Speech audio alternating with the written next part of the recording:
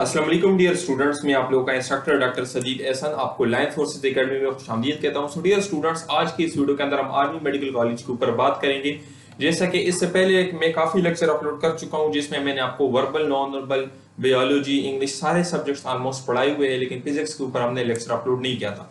तो आज की इस वीडियो के अंदर हम फिजिक्स के मोस्ट रिपीटेड क्वेश्चंस को डिस्कस करेंगे। और ये कौन से रिपीटेड क्वेश्चंस हैं जो पिछले 3 साल आर्मी मेडिकल कॉलेज के टेस्ट में और एएफएनएस के टेस्ट में जो क्वेश्चंस आए थे, तो उनको हमने इस वीडियो के अंदर कलेक्ट किया हुआ है तमाम पास पेपर से। मींस तमाम सेंटर्स, पाकिस्तान के जितने भी सेंटर्स है, कराची, लाहौर, पेशावर, खुजदार, बलूचिस्तान, जितने भी सेंटर्स है, तो उन सब के क्वेश्चंस हमने कलेक्ट किए हैं, उनमें से फिजिक्स पोर्शन, और उसको हमने इस वीडियो के अंदर सॉल्व किया हुआ है। तो इस वीडियो के अंदर जो हमारे टॉपिक्स होंगे फिजिक्स के, वो क्या क्या होंगे, तो देखिए हम करंट को डिस्कस करेंगे। करंट से जो क्वेश्चंस आते हैं, जो इंपॉर्टेंट कांसेप्ट्स है, जिस तरह देखिए अगर 2 वायर्स हो और वो सेम डायरेक्शन में करंट को कैरी कर रहा हो, ये लास्ट ईयर क्वेश्चंस आया था, तो उनके दरमियान फोर्स क्या होगा। इसी तरीके से इसके ऊपर ये भी क्वेश्चन आपसे पूछा जा सकता है कि अगर ये अपोजिट डायरेक्शन में करंट को कैरी कर रहे हो तो फिर क्या होगा। इसी तरीके से अगर 2 इलेक्ट्रॉन्स आपस में कैरी कर रहे हो तो फिर क्या होगा। तो ये सारे केसेस हम डिस्कस करेंगे। बाकी हम इसमें सेंट्रीफ्यूगल फोर्स और सेंट्रीफ्यूगल एक्सेलरेशन को भी डिस्कस करेंगे कि centrifugal force, centrifugal acceleration, velocity और रेडियस के दरमियान क्या रिलेशन है। डायोड को भी हम डिस्कस करेंगे कि डायोड का फंक्शन क्या है और इसके ऊपर कैसे आपके टेस्ट में एमसीक्यूज आ सकते हैं। इसी तरीके से वेवलेंथ को भी डिस्कस करेंगे और एनर्जी ऑर्डर को भी डिस्कस करेंगे और स्पेक्ट्रम को भी पढ़ेंगे कि इससे आपके टेस्ट में किस एंगल के ऊपर क्वेश्चंस आएंगे, ये भी डिस्कस करेंगे। बाकी इंपल्स को डिस्कस करेंगे, डायमेंशंस को डिस्कस करेंगे, और आपकी इनिशियल टेस्ट में अक्सर क्वेश्चन पूछे जाता है सेम डायमेंशंस का कि किन किन क्वांटिटीज के डायमेंशन सेम है, और ये सारे क्वेश्चंस पूछे जा चुके हैं, तो इसको भी डिस्कस करेंगे। ट्रांसफार्मर को भी डिस्कस करेंगे, इसके ऊपर भी बात करेंगे कि प्राइमरी कॉइल क्या है, सेकेंडरी कॉइल क्या है, स्टेप अप ट्रांसफार्मर क्या है, स्टेप डाउन ट्रांसफार्मर क्या है, और इसका जो इनपुट करंट है वो एसी होगा या डीसी होगा, डीसी के ऊपर चल सकता है या नहीं चल सकता, और इसका रिलेशन क्या है, इसका फार्मूला क्या है, इसके एप्लीकेशंस क्या है, ये चीजें डिस्कस करेंगे। फ्री फॉल बॉडी को भी डिस्कस करेंगे कि फ्री फॉल बॉडी की एक्सेलरेशन क्या होगी, वेलोसिटी क्या होगी, टर्मिनल वेलोसिटी क्या है, किस तरह से ऑब्जेक्ट गेन करता है, और इसकी वेलोसिटी हर सेकंड में कितना इंक्रीज होती है। इसी तरीके से प्रोजेक्टाइल को भी डिस्कस करेंगे कि प्रोजेक्टाइल का मैक्सिमम रेंज कहां पर होता है और कौन सी एंगल्स पे प्रोजेक्टाइल के रेंज इक्वल होते हैं। बाकी हम ये भी डिस्कस करेंगे कि ग्रेविटी का क्या असर है। अगर अर्थ अपना रोटेशन स्टॉप करे, अर्थ की रोटेशन स्टॉप हो जाए, तो ग्रेविटी के साथ क्या होगा। अगर ग्रेविटी चेंज होगी तो वेट भी चेंज होगा, तो उसका क्या असर होगा पोल के ऊपर और सेंटर के ऊपर, इक्वेटर के ऊपर क्या असर होगा इसका, इसको भी हम डिस्कस करेंगे। बाकी हॉर्स पावर यानी जो यूनिट्स है उसको भी डिस्कस करेंगे। सो ये हमारा आज का टोटल लेक्चर होगा। इंशाल्लाह इस लेक्चर को ध्यान से देके, बाकी आप अगर हमारे कंप्लीट कोर्सेज को ज्वाइन करना चाहते हो तो ये हमारा कांटेक्ट नंबर, इस पे आप पता कर सकते हैं।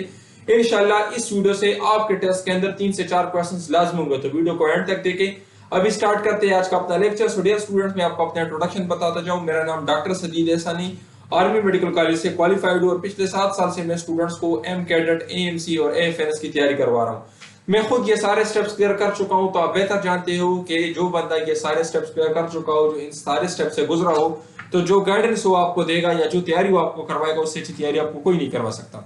तो डियर स्टूडेंट्स, आप हमारे पेड क्लासेस ज्वाइन कर सकते हो, पेड नोट ज्वाइन कर सकते हो। आपने जहां पे भी एडमिशन लेना है, जहां पे भी आपने नोट्स लेने हैं, आप सबसे पहले डेमो नोट्स चेक कर ले उनके पास और डेमो लेक्चर चेक कर ले। अगर आपको पसंद आ जाए और आपको लगे कि ये बंदा काम का है, कुछ पढ़ा सकता है हमें, तो फिर उसके बाद एडमिशन कर ले। क्योंकि अक्सर हमारे पास शिकायत आते हैं कि सर हमने YouTube पर उस बंदे की वीडियो देखी थी मुख्तलिफ चैनल से और 4000 रुपए देकर हमने कोर्सेज ज्वाइन किए, लेकिन ना भी वो हमें समझा रहा है, ना उसको किसी चीज की समझ है, वो बस हमें नोट्स दे दिए। अक्सर ये लोग मुख्तलिफ ग्रुप्स में ये पीडीएफ वगैरह शेयर कर लेते जो कि फ्री ऑफ कॉस्ट मिलते हैं और स्टूडेंट से पैसे ले लेते। तो आप लोगों ने इनके ऊपर धोखा नहीं होना, ठीक है। सो आप हमें ज्वाइन कर सकते हैं बेहतरीन तैयारी के लिए। हमारा कॉन्टैक्ट नंबर है, इस पे आपने रब्ता करना है। सो डियर स्टूडेंट्स, आपके टेस्ट का पैटर्न क्या है। आपके टेस्ट के अंदर 84 वर्बल होंगे, 64 नॉन वर्बल होंगे और 50 एकेडमिक के क्वेश्चन होंगे। वर्बल नॉन वर्बल के ऊपर काफी लेक्चर्स अपलोड कर चुका हूं, मजीद भी मैं अपलोड करूंगा। यहाँ पर मेन चीज क्या है, शॉर्टकट ट्रिक्स। आपको शॉर्टकट ट्रिक्स का पता होना चाहिए जिसकी मदद से आपने कम टाइम में ज्यादा क्वेश्चन सॉल्व करने हैं। एकेडमिक में मेन मसला क्या होता है कि एकेडमिक आपका जो सिलेबस है फुल एफएससी का कोर्स है। जो आप अपने एमडी कैट की तैयारी कर रहे हो तो उसमें तो थोड़ा बहुत सब्जेक्ट आते हैं, थोड़ा बहुत सिलेबस है, लेकिन इसके अंदर फुल कोर्स है, तो अक्सर स्टूडेंट्स फिर याद नहीं कर सकते। तो हमारे पास जो नोट्स है वो बेहतरीन है, उसमें हमने इस तरीके से सारी चीजें रिवाइज की है। इस वीडियो के अंदर मैं आपको फिजिक्स पढ़ाऊंगा, आप देखें इस तरीके से सारी चीजें हम आपको पढ़ाएंगे। जो हम आपको नोट्स देंगे, अगर हम सिर्फ उसको कवर कर लेते हो तो मजीद आपको कोई चीज पढ़ने की जरूरत नहीं है। तो चलिए स्टार्ट करते हैं आज का अपना लेक्चर मेन। ओके, तरफ जाते हैं। तो देखिए सबसे पहला क्वेश्चन क्या है कि अगर 2 वायर्स करंट को कैरी कर रहे हो सेम डायरेक्शन में, तो वो एक दूसरे को अट्रैक्ट करेंगे, रिपेल करेंगे, या कोई असर नहीं होगा उनको एक दूसरे के ऊपर। तो देखें, जब दो वायर्स सेम डायरेक्शन में करंट को कैरी कर रहे हो तो वो एक दूसरे को अट्रैक्ट करेंगे। ये कौन सी लॉ कह रही है? ये कह रही है एम्पियर लॉ, ठीक है, ये एम्पियर लॉ कह रही है, ठीक है। तो ये आप अपने साथ सेव कर ले। तो अभी देखिए, ये वाले जो क्वेश्चंस है ये आपके बुक के अंदर नहीं है, इसको कहते हैं कंसेप्चुअल क्वेश्चंस। एम्पियर लॉ आपके बुक के अंदर है, लेकिन सेम ये लाइन आपके बुक के अंदर नहीं है जो यहाँ पर आया है। तो कहने का मतलब ये है कि आपके टेस्ट के अंदर बुक्स के लाइन नहीं आते, ठीक है। ये अगर कोई आपको कह रहा है या यूट्यूब के ऊपर वीडियो शेयर कर रहा है तो आपका टाइम ज़ाया कर रहा है। तो आप अपनी तैयारी ये ना करें कि सिर्फ डिफिनेशन याद कर ले और यूनिट्स वगैरह, इस तरह के कंसेप्चुअल क्वेश्चंस भी आपके टेस्ट के अंदर आएंगे, ठीक है। अभी ये देखिए, ये क्वेश्चन आपके बुक के अंदर नहीं है, मुझे कमेंट्स में नीचे बताइए ये बुक के अंदर है या नहीं है, ठीक है। तो इस तरह के क्वेश्चन आप लोगों ने कवर करने हैं। अभी देखिए, इसका आंसर तो आप लोगों ने याद कर लिया कि ये एक दूसरे को अट्रैक्ट करेंगे। अभी इसके साथ और इंपॉर्टेंट क्वेश्चन मैं आपको बताता हूं जो इसके आसपास वाले क्वेश्चन है जो आपसे इस बार टेस्ट में पूछे जा सकते हैं। तो देखिए, अगर दो वायर्स अपोजिट डायरेक्शन में करंट को कैरी कर रहे हो, फिर क्या करेंगे? फिर ये एक दूसरे को रिपेल करेंगे, ठीक है। तो ये क्वेश्चन इस बार आपसे पूछा जा सकता है। तो हम इस तरह की एक्सप्लेनेशन आपको देते हैं अपने नोट्स के अंदर भी और अपने क्लासेस के अंदर भी। ये नहीं कि फास्ट पेपर का क्वेश्चन हमें मिला तो हमने उसका आंसर याद किया, क्योंकि जरूरी नहीं कि वो क्वेश्चन दोबारा आ जाए। वो क्वेश्चन नहीं आ सकता, लेकिन उससे रिलेटेड क्वेश्चन आ सकते हैं। जिस तरह देखिए, लास्ट ईयर सेम डायरेक्शन वाला क्वेश्चन आया था, तो अभी मैंने क्वेश्चन क्या किया? Opposite direction. तो ये एक दूसरे को क्या करेंगे? रिपेल करेंगे। इसी तरीके से मुझे ये बताएं कि कौन सी law in current carrying wires के दरमियान फोर्स को डिटरमाइन करता है। तो इस लॉ का नाम क्या है? एम्पियर्स लॉ, ठीक है, एम्पियर्स लॉ। तो ये भी आपसे पूछा जा सकता है कि दो वायर जो है करंट को कैरी कर रहे हैं, इनके दरमियान एक फोर्स एक्ट करेगा, कौन सी लॉ उस फोर्स को डिफाइन करेगी? तो आपका आंसर क्या होगा? Ampere law. अभी देखिए, अगर आपसे यह क्वेश्चन पूछे कि आपने दोनों वायर्स के दरमियान करंट को डबल किया, आपको बताया गया है कि दो वायर है इस तरह से जो करंट को कैरी कर रहे हैं सेम डायरेक्शन में, तो आपने पढ़ा कि ये एक दूसरे को अट्रैक्ट करेंगे। ये क्वेश्चन तो आपने पढ़ लिया। अभी लेट सपोज अगर आपको यह बताया गया कि आपने इनके दरमियान जो करंट, लेट सपोज पहले ये 2 एम्पियर का करंट कैरी कर रहा था और ये वाले भी 2 एम्पियर का करंट कैरी कर रहा था, ठीक है, 2 एम्पियर करंट कैरी कर रहा था। अभी आपने ये करंट डबल किया, लेट सपोज आपने ये भी 4 एम्पियर किया, आपने ये भी 4 एम्पियर किया, और आपसे पूछे कि फोर्स के दरमियान, फोर्स के साथ क्या होगा? फोर्स हाफ होगा, डबल होगा, 8 टाइम इंक्रीज होगा, तो आपका आंसर क्या होगा? 4 टाइम फोर्स इंक्रीज होगा, ठीक है। फोर्स 4 टाइम इंक्रीज होगा। क्यों? क्योंकि इसका जो फार्मूला है ना, उसके अंदर जब आप दोगे ना फोर्स पर यूनिट लेंथ, तो उसमें करंट एक दूसरे के साथ मल्टीप्लाई होते हैं, करंट 1 और करंट 2, ठीक है। तो इसलिए आप लोग सिंपली ज़हन में ये याद रखें कि अगर लेट सपोज दो वायर से करंट को कैरी कर रहे हैं, आप उसके दरमियान अगर जो करंट है उसको डबल करोगे, अगर करंट को डबल करोगे, देखिए आपने क्या किया? करंट को डबल किया, तो फोर्स आपके पास क्या होगा? फोर्स आपके पास 4 गुना बढ़ेगा, ठीक है, 4 टाइम इंक्रीज होगा। तो अभी अगर ये सेम डायरेक्शन में करंट कैरी कर रहे हो तो 4 गुना अट्रैक्शन बढ़ेगी। अगर अपोजिट डायरेक्शन में करंट को कैरी करो तो 4 गुना रिपल्जन बढ़ेगी, ठीक है। तो इस तरह के क्वेश्चंस आपके टेस्ट में आ सकते हैं। तो अभी अगर लेट सपोज ये क्वेश्चन मैं आपको मॉडिफाई करके दे दूं कि आपने इस करंट को डबल किया, ठीक है, करंट को आपने क्या किया? डबल किया, तो आप मुझे बता सकते हैं ना कि ये जो रिपल्जन फोर्स है ये 4 टाइम इंक्रीज होगा, ये बता सकते हैं ना मुझे। तो इस तरह के क्वेश्चंस आपके टेस्ट में आ सकते हैं, ठीक है। अभी देखिए नेक्स्ट क्वेश्चन क्या है? अगर आप वेलोसिटी को और रेडियस को, किसी ऑब्जेक्ट की वेलोसिटी और रेडियस को डबल करोगे तो सेंट्रीफ्यूगल फोर्स के ऊपर क्या असर पड़ेगा? तो देखिए, सबसे पहले मैं आपको यहाँ पे ये सेंट्रीफ्यूगल एक्सेलरेशन का फार्मूला है, AC = v²/r। सेंट्रीफ्यूगल फोर्स का फार्मूला ये है। अभी मैंने क्या किया?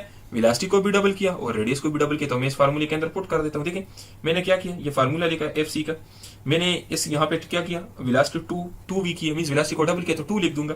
तो सिंपली मैंने यहाँ पे ये लिखा, रेडियस को मैंने डबल किया तो मैं 2r लिख दूंगा। तो अभी देखिए मैंने इसको सोल्व किया तो मेरे पास क्या आ जाएगा? 4 आ जाएगा और v², तो मेरे पास क्या आ जाएगा? 4 × v², और नीचे मेरे पास क्या आ जाएगा? 2r। तो मैं क्या करूंगा? 2 को 2 पे डिवाइड कर लूंगा, तो देखो मेरे पास आ जाएगा ये, इस वाले को भी आप देखिए मैं यहाँ पे लिख रहा हूँ, ठीक है।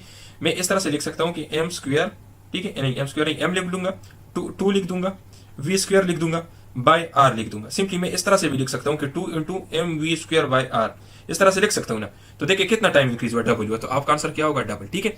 तो देखिए सिंपल आसान सी भाषा में मैं आपको समझाता हूँ। आपसे अगर पूछे, लेट सपोज नेक्स्ट टाइम आपसे अगर ये क्वेश्चन पूछे कि आपने वेलोसिटी को डबल किया, तो देखिए वेलोसिटी का स्क्वायर है ना, तो इट मींस कि अगर आप वेलोसिटी को डबल करोगे तो यहाँ पे आप 2 पुट करोगे तो देखिए क्या आ जाएगा? 4। तो अगर आप वेलोसिटी को डबल करोगे तो सेंट्रीफ्यूगल फोर्स आपके साथ कितना इंक्रीज होगा? 4 टाइम इंक्रीज होगा। लेट सपोज अगर सिर्फ आपको ये बताया कि आपने रेडियस को डबल किया, तो रेडियस को अगर आप डबल करोगे तो आपके पास सेंट्रीफ्यूगल फोर्स क्या होगा? हाफ हो जाएगा, ठीक है। तो इस तरह के क्वेश्चंस आपके टेस्ट में आ सकते हैं, कंसेप्चुअल क्वेश्चंस आपके टेस्ट में आ सकते हैं, इसके लिए प्रिपेयर रहे। अब बाकी देखिए और किस तरह के क्वेश्चन पूछे जा सकते हैं।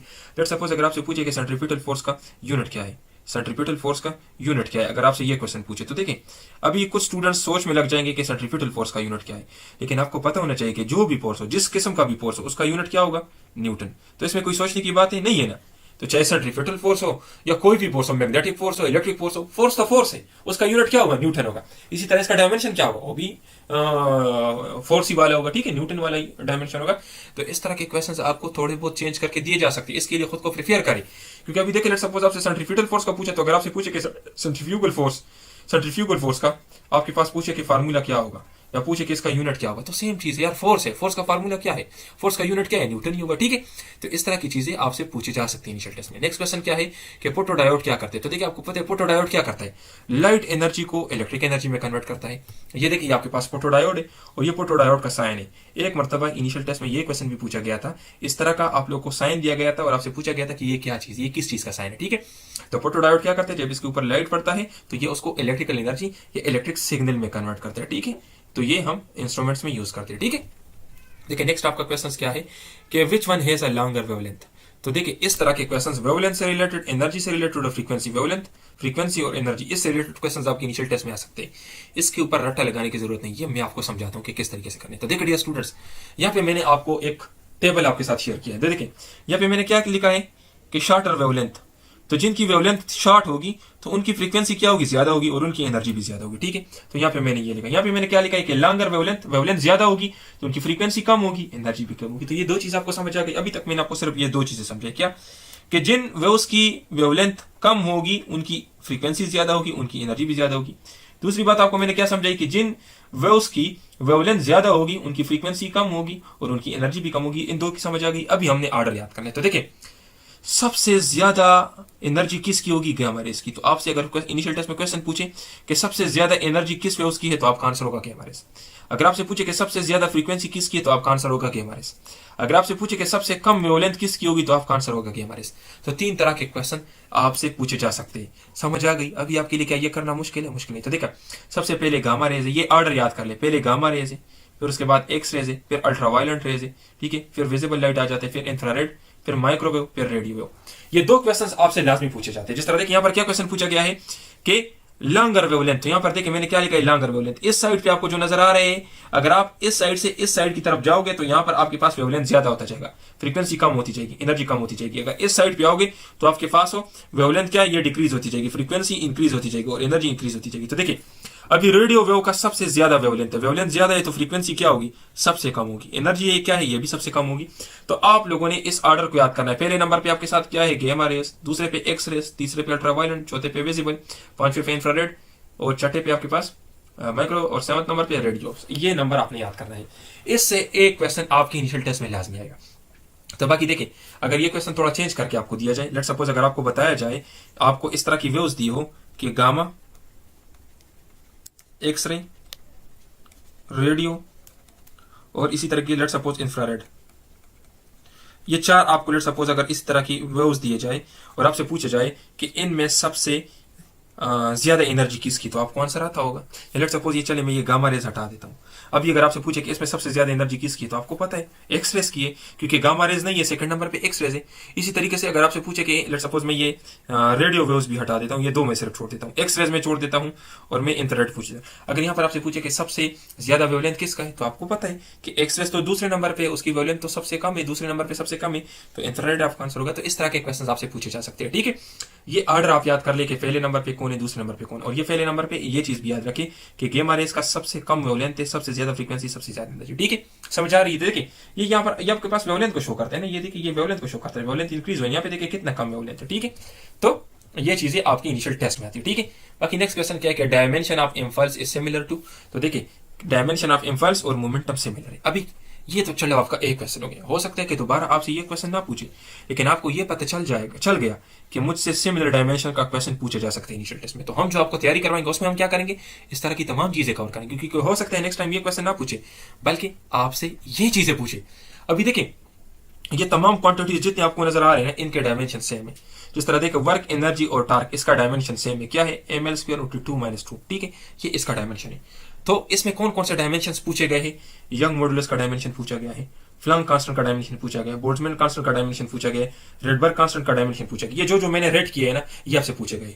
तो आपसे दो तरह के क्वेश्चन पूछे जा सकते हैं। एक तो आपसे हो सकता है डायरेक्ट डायमेंशन पूछे, ठीक है, डायमेंशन डायरेक्ट आपसे पूछे जा सकते हैं। दूसरे नंबर पे आपसे क्या पूछा जा सकता है, सिमिलर, कि किन क्वांटिटीज का डायमेंशन सिमिलर। तो इसके अंदर ये दोनों क्वेश्चन आपके कवर हो जाएंगे, ठीक है।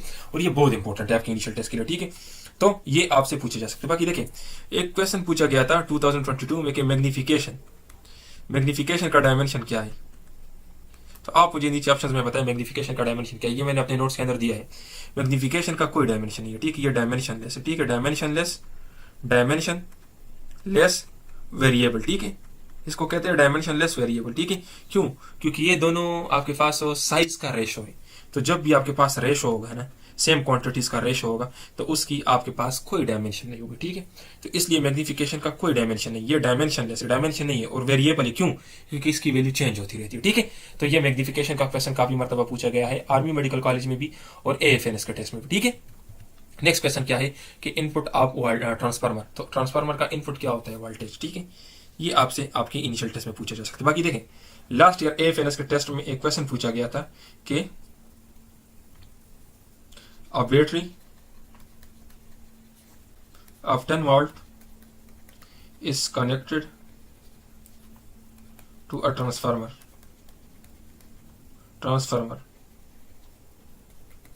Its voltage across secondary coil will be, इस तरह का एक क्वेश्चन पूछा गया था कि 10 वोल्ट की एक बैटरी ट्रांसफार्मर के प्राइमरी कॉइल के साथ कनेक्टेड है। तो आप बताएं कि सेकेंडरी कॉइल में इसका वोल्टेज कितना होगा, ठीक है। तो देखिए डियर स्टूडेंट्स, इसका आंसर क्या है आप मुझे नीचे कमेंट्स में बताएं। अभी मैं आपको बताता हूँ 0। क्यों 0 है? ये कहते हैं कंसेप्चुअल क्वेश्चंस। इस तरह के क्वेश्चंस आपके टेस्ट में आते हैं। तो देखिए क्यों 0 है, क्योंकि ट्रांसफार्मर आपके पास काम करता है AC करंट पे, DC करंट पे काम नहीं करता। 10 वोल्ट का जो मैंने आपको बताया कि बैटरी, तो बैटरी क्या है, एक DC है, तो ये DC के ऊपर काम नहीं करता, ठीक है। क्यों? क्योंकि इसमें चेंज इन फ्लक्स होता है, ठीक है, इसमें मैग्नेटिक फील्ड का डायरेक्शन चेंज होती है, तब ये काम करता है, ठीक है। तो इसलिए ये क्वेश्चंस आपसे इनिशियल टेस्ट में पूछे जा सकते हैं। क्वेश्चंस को सोचे समझे।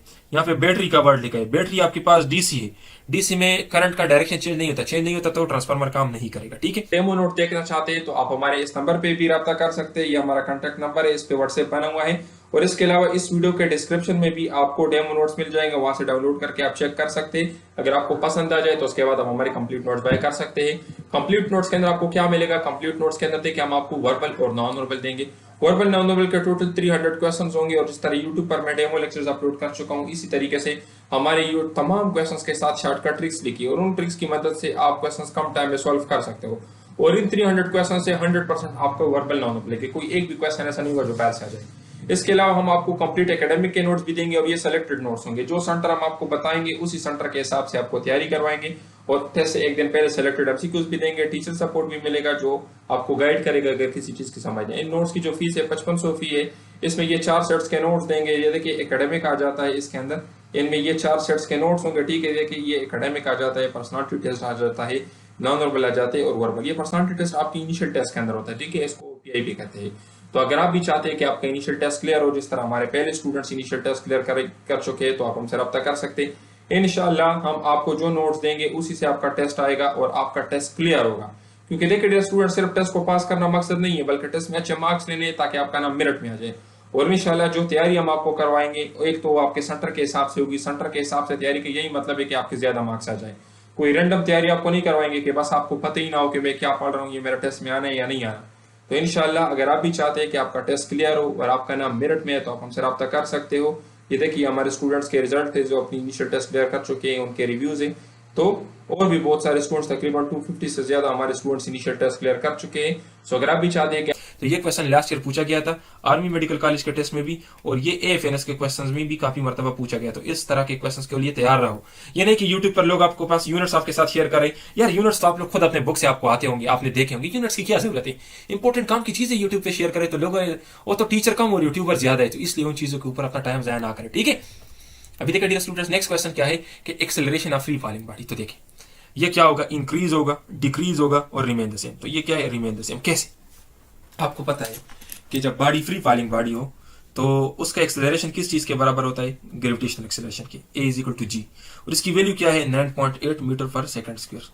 तो अभी देखिए डियर स्टूडेंट, अगर मैं आपसे पूछूं कि चले यार आप मुझे बताएं कि इस 9.8 मीटर पर सेकंड स्क्वायर का मतलब क्या है, कोई मुझे इसका मतलब समझा सकता है? मैं अभी आपको इसका मतलब समझाता हूँ। इसका मतलब ये है कि ये जो बॉडी, लेट्स सपोज ये एक बॉडी है, ये नीचे की तरफ आ रही है, तो इसका मतलब ये है कि ये हर सेकंड में 9.8 मीटर जो आपके पास मीटर पर सेकंड स्पीड है ये गेन कर रहा है। ठीक है, ये गेन कर रहा है हर सेकंड में, इसका मतलब ये है। तो स्पीड तो इसकी इंक्रीज होती जाएगी, लेकिन चूंकि चेंज भी आ रहा है तो एक्सेलरेशन ओवरऑल इसकी कांस्टेंट नहीं। क्यों? क्योंकि एक्सेलरेशन क्या है? Change in velocity for unit time. तो टाइम के साथ इसके अंदर चेंज कांस्टेंट आ रहा है, क्योंकि हर सेकंड में 9.8 मीटर पर सेकंड इंक्रीज हो रही वेलोसिटी, तो इसलिए आपके पास एक्सेलरेशन जो है ये कांस्टेंट होगा। ठीक है, बाकी अगर मैं आपसे पूछूं कि ये फ्री फॉलिंग बॉडी है, इस तरह के क्वेश्चन भी काफी मरतबा पूछे गए हैं, ये फ्री फॉलिंग बॉडी है, आप मुझे बताएं कि इसका वेट कितना होगा। तो चलिए मुझे बताएं 9.8 न्यूटन या 98 न्यूटन, इसका वेट कितना होगा? आप मुझे बताएं, आपका आंसर क्या होगा? तो देखिए डियर स्टूडेंट्स, इसका वेट कितना होगा? 0। क्यों 0 होगा? क्योंकि फ्री फॉलिंग बॉडी का कोई वेट नहीं होता। ठीक है, फ्री फॉलिंग बॉडी का कोई वेट नहीं होता, तो फ्री फॉलिंग बॉडी का वेट कितना होगा? 0। तो ये क्वेश्चन भी पूछा गया है। ये क्वेश्चन किस तरह से पूछा गया था? उसमें ये पूछा गया था कि एक एलिवेटर है, उसमें एक बंदा खड़ा है और एलिवेटर का स्ट्रिंग ब्रेक हो गया और वो भी फ्री फॉल मोशन में, तो आप बताएं कि इस ऑब्जेक्ट की वेट कितनी होगी? तो ऑब्जेक्ट की वेट कितनी हो जाएगी? 0। तो आप लोग क्वेश्चन को समझे, किस तरह से भी चेंज करके दिया जाए, आपको यह पता होना चाहिए कि फ्री फॉलिंग बॉडी की वेट कितनी होगी? 0 होगी। अभी चाहे बंदा एलिवेटर में है और एलिवेटर की स्ट्रिंग ब्रेक होकर फ्री फॉल बॉडी बन गया है या जो भी हो, फ्री फॉलिंग बॉडी की वेट कितनी होगी? 0। तो इस तरह के क्वेश्चंस आपसे इनिशियल टेस्ट में पूछे जा सकते हैं। इस तरह के क्वेश्चंस के लिए प्रिपेयर हो। बाकी अगर आपसे यूनिट का पूछे वो आप सबको आता होगा। अगर आपसे डिफिनेशन का पूछे कि काइनेटिक एनर्जी की डिफिनेशन बताए पोटेंशियल एनर्जी की, तो आप सबको आता होगा। तो ये जो यूट्यूबर्स है ये क्या कर रहे हैं? ये जस्ट आपको स्कैम कर रहे हैं। कैसे स्कैम कर रहे हैं? वीडियोस बना रहे हैं, वीडियो के आखिर में कह रहे हैं कि हम ऑनलाइन तैयारी भी करवाते हैं, तो ऑनलाइन तैयारी की तरफ आपको ले जा रहे हैं। ठीक है, और पढ़ाते आपको कुछ भी नहीं है, फजूल आपका टाइम जाया कर रही है। क्योंकि अगर आप लोग सादा डिफिनेशंस और यूनिट्स देख लेते हो तो फिर तो आप अपनी तैयारी भी उस तरह से करोगे ना, तो उससे आपका टेस्ट पास होने वाला नहीं, और अगर पास हो भी जाए तो सिर्फ पास से कुछ नहीं होता। ठीक है, अभी देखिए डियर स्टूडेंट, नेक्स्ट क्वेश्चन क्या है कि मैक्सिमम रेंज प्रोजेक्टाइल का किस एंगल पे होगा? तो मैक्सिमम रेंज प्रोजेक्टाइल का किस डिग्री पे होगा? 45 डिग्री पे। ठीक है, ये जब आप रेंज के फार्मूले में पुट करोगे तो आपको पता चल जाएगा। बाकी देखिए डियर स्टूडेंट्स, ये आपको देखिए मुख्तलिफ रेंज क्या है?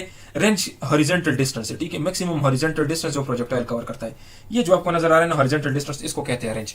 तो यहाँ पे आप देखें सबसे ज्यादा ये आपको ब्लू नजर आ रहा है 45 डिग्री पर, उसने सबसे ज्यादा डिस्टेंस को कवर किया है।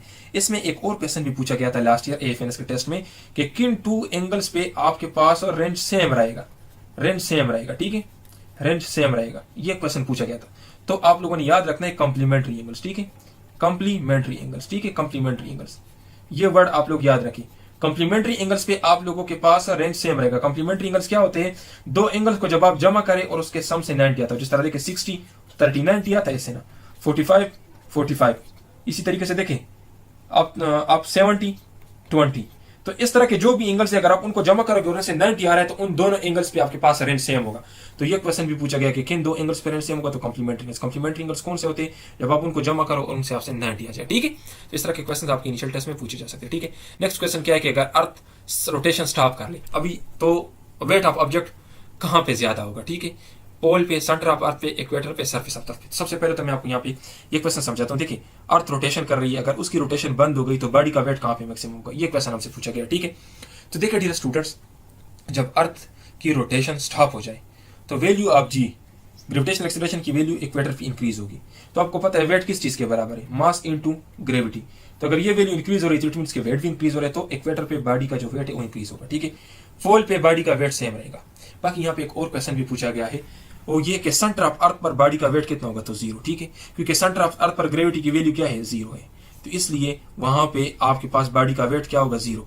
अब ये क्वेश्चन आपको थोड़ा चेंज करके भी दिया जा सकता है। लेट्स सपोज अगर आपको दिया जाए कि mass of the body on the centre of the earth, mass of body on the centre of the earth, तो देखिए मास तो हर जगह पे सेम होगा, चाहे सेंटर ऑफ द अर्थ हो, चाहे सरफेस ऑफ द अर्थ हो, चाहे पोल हो, चाहे आपके पास इक्वेटर हो, तो मास सेम रहेगा। ठीक है, मास के अंदर कोई चेंज नहीं आएगा। तो अभी अगर इस क्वेश्चन में वेट की जगह आपको मास दिया जाए तो फिर आपका आंसर क्या होगा? Remain the same. ठीक है, क्योंकि मास सेम होता है, वेट चेंज होता है। इसी तरीके से अगर आपसे पूछे कि the mass of body on the centre of the earth, तो आपका आंसर होगा रिमेन द सेम, नॉट 0। ठीक है, तो इस कंसेप्ट को समझे कि मास हर जगह सेम रहेगा, वेट के अंदर चेंज होगा। वेट के अंदर चेंज क्यों होगा? क्योंकि वेट का फार्मूला है मास इंटू ग्रेविटी। ग्रेविटी के अंदर चेंज आ रहा है और ग्रेविटी की वैल्यू मैक्सिमम कहां पे? सरफेस ऑफ द अर्थ पे। ठीक है, अगर आप सरफेस ऑफ द अर्थ से सेंटर की तरफ आओगे तो वैल्यू ऑफ जी डिक्रीज होगी, सेंटर पे आपके पास 0 हो जाएगी। अगर आप सेंटर से सरफेस की तरफ जाओगे तो वैल्यू ऑफ जी इंक्रीज होगी और सरफेस पे मैक्सिमम होगी। अगर आप सरफेस से ऊपर जाओगे तो फिर वैल्यू ऑफ जी डिक्रीज होगी। ठीक है, अच्छा, 1 हॉर्स पावर किसके बराबर है? तो 1 हॉर्स पावर बराबर है 746 वाट्स के। ये क्वेश्चन काफी मरतबा इनिशियल टेस्ट में पूछा गया, ठीक है। तो इस तरह के क्वेश्चन आपसे पूछे जा सकते हैं। बाकी 1 कैलोरी किसके बराबर है? तो 1 कैलोरी 4.18 जॉल के बराबर है। ये क्वेश्चन भी आपसे पूछा जा सकता है, ठीक है। तो अभी देखिए डियर स्टूडेंट्स, अगर किसी ने हमारा पेड कोर्स ज्वाइन करना है तो उसमें हम उनको क्या क्या तैयारी करवाएंगे, इसकी अभी मैं आपको डिटेल्स देना हूं। तो देखिए डियर स्टूडेंट्स, सबसे पहले आपके टेस्ट के अंदर वर्बल और नॉन वर्बल होते हैं। वर्बल के टोटल 13 टाइप्स है और नॉन वर्बल के टोटल 8 टाइप्स है। तो देखिए वर्बल नॉन वर्बल आपके टेस्ट के लिए बहुत इंपॉर्टेंट है। यहाँ पर इसके लिए भी 30 मिनट्स का टाइम आपको दिया जाता है। 84 क्वेश्चन होते हैं और नॉन वर्बल के 64 क्वेश्चन होते हैं। 30 मिनट्स का टाइम दिया जाता है। अभी क्वेश्चन ज्यादा है, टाइम कम है, इसमें टाइम मैनेज करना काफी मुश्किल होता है। तो इस तरह के क्वेश्चन आप कैसे करोगे? इतने ज्यादा क्वेश्चन कैसे करोगे? वहां पर तो ना आपको कैलकुलेटर अलाउड होता है, ना आपके पास पेज अलाउड होता है। तो इसके लिए शॉर्टकट ट्रिक्स आपके काम आएंगे। अगर आप लोगों ने हमारी वीडियोस नहीं देखी यूट्यूब पर, तो मैंने अपलोड किए कैलेंडर टाइप क्वेश्चंस और नॉन वर्बल के ऊपर, उसमें मैंने शॉर्टकट ट्रिक्स समझाया। तो इस तरह की वर्बल की जो 13 टाइप्स है इसके ऊपर मैं आपको शॉर्टकट ट्रिक्स समझाऊंगा। नॉन वर्बल की जो 8 टाइप्स है इसके ऊपर शॉर्टकट ट्रिक्स समझाऊंगा, जिसकी मदद से आप कोई भी क्वेश्चन 2 से 3 सेकंड में सॉल्व कर सकते हैं। इसी तरह अगर मैं आपको बताऊं कि 90% टॉप 90, तो आपका आंसर होगा डायरेक्ट 81। क्यों? क्योंकि आपने इसके पहले डिजिट को इसके पहले डिजिट के साथ मल्टीप्लाई करना है। तो 9 multiply by 9 is equal to 81। 30% of 30 तो 3 3 9। तो इस तरह से आप लोगों ने इसको सॉल्व करना है। तो वर्बल की जो 13 टाइप्स है उसका ट्रिक्स मैं आपके साथ शेयर करूंगा और नॉन वर्बल की जो 8 टाइप्स है उसका ट्रिक्स मैं आपके साथ शेयर करूंगा। इसी तरीके से मैं आपको नोट्स दूंगा, टू द पॉइंट नोट्स होंगे और हमारे ऑफिसर्स आपके साथ लेक्चर्स लेंगे। इसी तरीके से सिलेक्टेड क्वेश्चंस होंगे। टोटल 250 क्वेश्चंस हम वर्बल नॉन वर्बल के कवर करेंगे, ठीक है। ज्यादा नहीं, क्योंकि ज्यादा कवर ही नहीं हो सकते। अगर कोई कवर कर भी लेता तो उसको अच्छी तरीके से नहीं आते। तो सिर्फ 250 क्वेश्चंस हम पढ़ेंगे वर्बल नॉन वर्बल के और आपके टेस्ट के 100% क्वेश्चंस वहां से आएंगे। जो क्वेश्चंस हम आपको पढ़ाएंगे वहां से आएंगे, ठीक है। और ये आपका मेरिट डिसाइड करेगा, क्योंकि अगर वर्बल की 84 क्वेश्चंस और नॉन वर्बल के 64 क्वेश्चंस आपके दोनों ठीक हो गए, तकरीबन 150 मार्क्स आपके यहाँ पे आ गए, तो फिर एकेडमिक के 50 मार्क्स लेना इंतहाई आसान है, ठीक है। तो ये देखिए स्टूडेंट्स, ये यहाँ पे हम आपके साथ जो नोट्स शेयर करेंगे, यहाँ पे देखिए ये नॉन वर्बल के नोट्स होंगे, इसी तरीके से ये वर्बल के नोट्स होंगे। तो नोट्स भी देंगे और पर्सनालिटी टेस्ट के नोट्स होंगे। इसके ऊपर हम आपके साथ लेक्चर्स भी लेंगे। लेक्चर्स कहाँ पे होते हैं? हमारे ये वेबसाइट है, इस वेबसाइट के थ्रू लेक्चर्स होंगे और हम आपको नोट्स भी देंगे, ठीक है। बाकी देखिए स्टूडेंट्स, एकेडमिक की तरफ आते हैं। तो आपके एकेडमिक के अंदर फिजिक्स इंक्लूडेड है और फिजिक्स के क्वेश्चंस मैंने आपको बता दिए कि किस तरह की कंसेप्चुअल फिजिक्स आता है। इंग्लिश भी आता है आप लोग के टेस्ट में, इसी तरीके से बायोलॉजी भी आती है और केमिस्ट्री भी आती है। और ये आपके एफएससी कोर्स से आते हैं, ठीक है, मैट्रिक से नहीं। अगर आप अपने एफएससी के इन तमाम बुक्स के चैप्टर्स काउंट कर ले, तकरीबन 80 चैप्टर्स बनते हैं, जबकि एकेडमिक के क्वेश्चन सिर्फ 50। तो आप मुझे बताएं कि 50 एमसीक्यूज के लिए 80 चैप्टर्स पढ़ना क्या कर सकते हो? लेट सपोज अगर कोई कर भी लेती है तो उसको क्या पता कि एमसीक्यूज कैसे आएंगे, किस चैप्टर से एमसीक्यूज आएंगे, कौन सा पॉइंट इंपॉर्टेंट है, कौन सा पॉइंट इंपॉर्टेंट नहीं। तो इसके लिए अभी आपने हमारी वीडियो देखी, कितनी बेहतरीन तरीके से, कितने आसान अल्फाज में मैंने आपको क्वेश्चन सिखाए। इस तरह से हम आपको क्वेश्चन सिखाएंगे और एकेडमिक सबके लिए मुश्किल होगा। तो अगर आप यहाँ पर स्मार्ट स्टडी कर लेते हो, जो हमारा कोर्स है वो ज्वाइन कर लेते हो, तो उसमें हम आपको एकेडमिक के नोट्स भी देंगे और तैयारी भी कराएंगे। तो उसमें आपके एकेडमिक में 50 से 50 क्वेश्चंस कवर हो जाएंगे। तो अगर एकेडमिक आपका 50 में 50 कवर हो रहा है, आपके वर्बल नॉन वर्बल कवर है, तो मैं आपको 100% गारंटी से कह सकता हूं कि आप शॉर्टलिस्टेड है। तो इसलिए जो तैयारी हम आपको करवाएंगे, तो हम कहते हैं कि हम पासिंग गारंटीड तैयारी करवाते हैं। क्यों? क्योंकि आप हमारा रिजल्ट चेक कर रहे हैं। हमारे यूट्यूब चैनल में जाए, वहां पर कम्युनिटी सेक्शन में हमारे रिजल्ट देख लें। आर्मी मेडिकल कॉलेज के भी टेस्ट और इसमें हमारे 100 से ज्यादा स्टूडेंट्स अपने टेस्ट क्लियर कर चुके हैं। तो आप लोगों को भी हम टेस्ट की 100% गारंटी देंगे। इसकी आपको स्मार्ट स्टडी करनी चाहिए, ना कि आप लोग को इन 80 चैप्टर्स की तरफ जाना चाहिए, क्योंकि पूरे बुक्स तो कोई कवर नहीं कर सकता। अगर कोई कवर कर भी ले तो उसको क्या पता कि कैसे करना है, ठीक है। तो इसके लिए हम आपके साथ क्लासेस भी लेंगे और ये आपको अपने नोट्स भी देंगे। और अगर आप इनको कवर कर लेते हो तो आपकी 100% गारंटी है टेस्ट पास करने की, ठीक है। अगर आप हमारे डेमो नोट देखना चाहते हैं तो आप हमारे इस नंबर पे भी रब्ता कर सकते हैं। ये हमारा कांटेक्ट नंबर है, इस पे व्हाट्सएप बना हुआ है। और इसके अलावा इस वीडियो के डिस्क्रिप्शन में भी आपको डेमो नोट्स मिल जाएंगे, वहां से डाउनलोड करके आप चेक कर सकते हैं। अगर आपको पसंद आ जाए तो उसके बाद आप हमारे कंप्लीट नोट्स बाय कर सकते हैं। कंप्लीट नोट्स के अंदर आपको क्या मिलेगा? कंप्लीट नोट्स के अंदर देखिए हम आपको वर्बल और नॉन वर्बल देंगे। वर्बल नॉन वर्बल के टोटल 300 क्वेश्चंस होंगे और जिस तरह यूट्यूब पर मैं डेमो लेक्चर्स अपलोड कर चुका हूं, इसी तरीके से हमारे तमाम क्वेश्चंस के साथ शॉर्टकट ट्रिक्स लिखी और उन ट्रिक्स की मदद से आप क्वेश्चंस कम टाइम में सॉल्व कर सकते हो। और इन 300 क्वेश्चन से 100% आपको वर्बल नॉन वर्बल के कोई एक भी क्वेश्चन ऐसा नहीं हुआ जो पैर से आ जाए। इसके अलावा हम आपको कंप्लीट एकेडमिक के नोट्स भी देंगे और ये सिलेक्टेड नोट्स होंगे। जो सेंटर हम आपको बताएंगे उसी सेंटर के हिसाब से आपको तैयारी करवाएंगे और टेस्ट से एक दिन पहले सिलेक्टेड एमसीक्यूज भी देंगे। टीचर सपोर्ट भी मिलेगा जो आपको गाइड करेगा अगर किसी चीज की समझ नहीं। इन नोट्स की जो फीस है 5500 फी है। इसमें ये 4 सेट्स के नोट्स देंगे। ये देखिए एकेडमिक आ जाता है इसके अंदर, इनमें ये 4 सेट्स के नोट्स होंगे, ठीक है। देखिए ये एकेडमिक आ जाता है, पर्सनालिटी टेस्ट आ जाता है, नॉन वर्बल आ जाते हैं और वर्बल। ये पर्सनालिटी टेस्ट आपकी इनिशियल टेस्ट के अंदर होता है, ठीक है। इसको ओपीआई भी कहते हैं। तो अगर आप भी चाहते हैं कि आपका इनिशियल टेस्ट क्लियर हो, जिस तरह हमारे पहले स्टूडेंट्स इनिशियल टेस्ट क्लियर कर चुके हैं, तो आप हमसे रब्ता कर सकते हैं। इंशाल्लाह हम आपको जो नोट्स देंगे उसी से आपका टेस्ट आएगा और आपका टेस्ट क्लियर होगा। क्योंकि देखिए स्टूडेंट, सिर्फ टेस्ट को पास करना मकसद नहीं है, बल्कि टेस्ट में अच्छे मार्क्स लेने ताकि आपका नाम मेरिट में आ जाए। और इंशाल्लाह जो तैयारी हम आपको करवाएंगे, एक तो आपके सेंटर के हिसाब से होगी। सेंटर के हिसाब से तैयारी का यही मतलब है कि आपके ज्यादा मार्क्स आ जाए। कोई रैंडम तैयारी आपको नहीं करवाएंगे कि बस आपको पता ही ना हो कि मैं क्या पढ़ रहा हूँ, ये मेरा टेस्ट में आना है या नहीं आना। तो इंशाल्लाह अगर आप भी चाहते हैं कि आपका टेस्ट क्लियर हो और आपका नाम मेरिट में है तो आप हमसे रब्ता कर सकते हो। ये देखिए हमारे स्टूडेंट्स के रिजल्ट थे जो अपनी इनिशियल टेस्ट क्लियर कर चुके हैं, उनके रिव्यूज हैं। तो और भी बहुत सारे स्टूडेंट्स, तकरीबन 250 से ज्यादा हमारे स्टूडेंट्स इनिशियल टेस्ट क्लियर कर चुके हैं। सो अगर आप भी चाहते हैं कि आपके इनिशियल टेस्ट क्लियर हो तो आप हमारे इस नंबर पर रब्ता करके हमें ज्वाइन कर सकते हैं। वस्सलाम।